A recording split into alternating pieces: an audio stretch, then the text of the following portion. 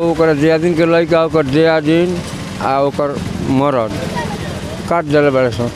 हथियार से मस्तक काट दिल बा, हई काट दिल बा, हई हैंग काट दिल बा, पेट काट दिल बा। आज देखिए सदर अस्पताल में तीन केस आइल बा। पहला केस बाबे कि अपन पति और ससुराल के लोग के द्वारा महिला के धारदार हथियार से काट के हत्या कर दिल बा। तो दूसरा केस बाबे कैदी वैन के ठोकर से स्कूटी सवार के मौत भइल बा।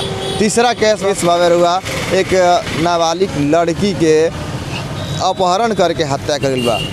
नमस्कार, रउआ दतन जियो भोजपुरिया, हम राजेश अभी माइल बनी चिराई घर के पास, जहां यहीपुर थाना क्षेत्र से एगो मामला सामने आइल बा जौन एक नाबालिग के अपहरण करके ओकरा के हत्या कर दिल बा। हत्या के बाद 100 बरामद कर पोस्टमार्टम खातिर पुलिस सदर अस्पताल बा। लेकिन पूरा का मामला बा जौन के परिवार के लोग से जान ली अपहरण में पैसा भी मांगल गई रहे।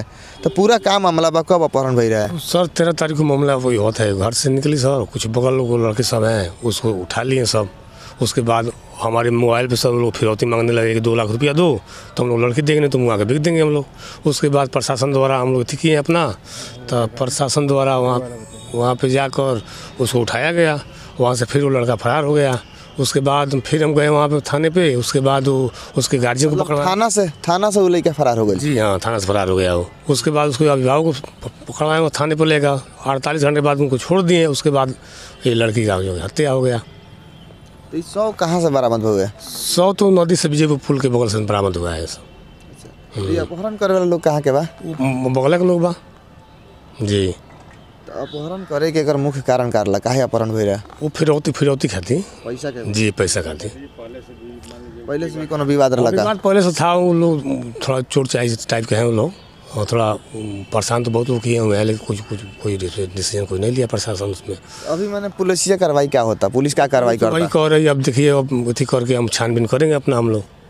देखिए अब इसमें क्या सब कर रहे हैं, जो साफ है उसको साफ किया जाए। साक्ष्य उसको जो है कि पूरा अपहरण कब भई रहा है? तो 13 तारीख को हुआ था। घर से निकले उसको बगल में कुछ लोग हैं, बगल में उसका घर है, वहीं सब लोग बच्चे उठा लिए सब, घर ही में सब रख दिए सब। उसके बाद जो थाने से जब भाग गया वो, तो उन लोग को कोई दिमाग दे दिया होगा भाई वहीं पे उसको मार कर बिक दो, केस वगैरह में नहीं फंसोगे तुम लोग, सब यही सब किए हैं सब। उसके बाद 2 लाख फिरौती में हम लोग लेकर गए भी थे। वहाँ से झोला उठा कर लेकर भाग गया वो कि लड़की यहाँ से रिसीव करा दे रहे हैं, लड़की भी रिसीव नहीं कराया। यही मामला है सर। देखिए मामला वगैरह हुआ 13 तारीख के लड़की के अपहरण होता है, और काल जन बाकी वो लड़की के लाश बरामद होता है खनुआ नदी के पास से। मीरगंज से एगो मामला सामने आइल बावे, और ये मामला बा कैदी वैन के चपेट में आ गया से एगो स्कूटी सवार अधेड़ के मौत हो गई बा। वो कैदी वैन यहाँ लोग कहना बा कि रॉन्ग साइड से जात रहे, जना से वो स्कूटी सवार के कुचल दलस, जना से मौत भइल बा। घटना के लेके परिवार के लोग बावे, परिवार के लोग के भी कुछ मांग बा, जना के लेके हम बात करें कैसे ही घटना भइल, का रोल के मांग बा? हमने के मांग बा जे 2 बच्चा छोट बड़ा से ओकनी के सरकारी नौकरी मिले, जना से ओकनी के बाल बच्चा परवरिश होके माँ के केहू देखेला नहीं खे। अब वह 2 छोट बात ओकनी के देखी, ठीक बा। और वहाँ के आवत रही गई रही 3 गो बेटी बड़ी सन, एगो बेटी बिया ओकरो एगो बेटी बिया ओकर वहाँ के एगो दामाद बा, वो एगो भाइये रहल, वो मर 1 साल पहले मर गई। ओकरा 2 छोट बच्चा, ओकनियों के देखभाल उहे के करत नहीं है। अब ओकनी के या एकनी के देखभाल करी? ऐसे हमनी के सरकार से प्रार्थना बा, प्रशासन से प्रार्थना बा जे सरकार जितना जल्दी होके सरकारी नौकरी एकनी के एगो के कम से कम लड़का के दियल जाए, से परवरिश ओहू लड़कन के होखो, उनका नाती सन के भी होखो। तो ये घटना कैसे का हो गए? ये घटना बाबा जे अपना बेटी के गई रहन घर बनवावत रहे मीरगंज, तो वही से जाना के पैसा दे के कौन जे चलते नहीं बेटी की यहाँ हिसाब दे देवे। तो एगो हकीम टोला बा, वही जी हाईवे पर चढ़ल जाता, चढ़ के जैसे सिवान के तरफ जिगना ढाला के पास घर बा बेटी के, तो जी सोचो यही में चल जी, जैसे चढ़ के 20 कदम आगे जाते रहे, तो ऐसे वो कैदी भाना आवत रहुआ वो अपना साइड से, भैया हमारा अपना साइड से, वो साइड से रॉन्ग हो के हमारा ये साइड में आके मार दे हुए, उल्टा साइड में मार दिल बा, रॉन्ग साइड में मार दे हुए। यही से हमके सरकार से रिक्वेस्ट बा, प्रशासन से रिक्वेस्ट बाजे एगो नौकरी लइकन के दियल जाओ, जौन से ओकनी के परवरिश चले। और 2 बच्चा बड़ा सा नाती ओकरो, वहाँ के 1 दामाद, वहाँ के ससुर ने ओकर ससुर भी नहीं खन, वो परिवार में केहू नहीं के 2 छोट बच्चा के साथ ओकरो इहे परवरिश करत ना, 2 बच्चा के इहे परवरिश करत ला। घर में परिवार में कोई नहीं के देख रेख करे वाला, केहू देख रेख करे वाला नहीं खे।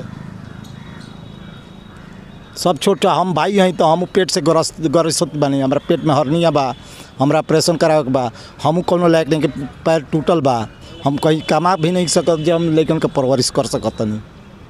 उहर लहन भैया हमारे जो एने ओने से कह के अपन साग सब्जी बेच के जे तरीसो के अपन जियावत लहन, ओहो नाती सन के देखत लहन दूगो छोट छोट बच्चा बड़ा सो के देखे वाला केहू नहीं खे, ना बबे बड़े ना उनका दमादे बड़े, ओकरे घर बनावत लहन जे चले एगो घर बनवा दे तनी परवरिश ओकनी के होई, तले इहो बीचे में घटना घट गई जौन कि पुलिस भान रॉन्ग साइड में आके मरला बिया।